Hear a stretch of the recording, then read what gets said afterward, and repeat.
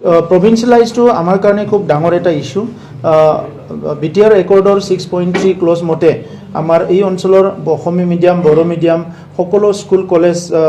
প্ৰভিন্সিয়েলাইজ হ'ব লাগে বুলি এটা দফা আছে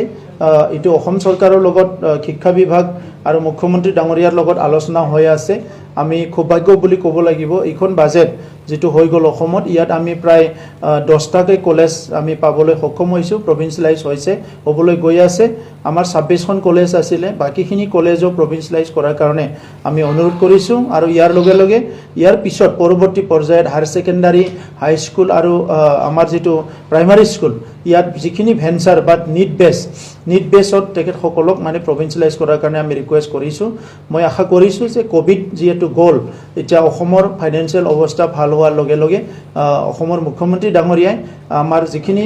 স্কুল আছে অত্যন্ত দৰকাৰ প্ৰভিন্সিয়েলাইজ কৰা সেইখিনি প্ৰভিন্সিয়েলাইজ কৰি দিব বুলি মই আশা কৰিছো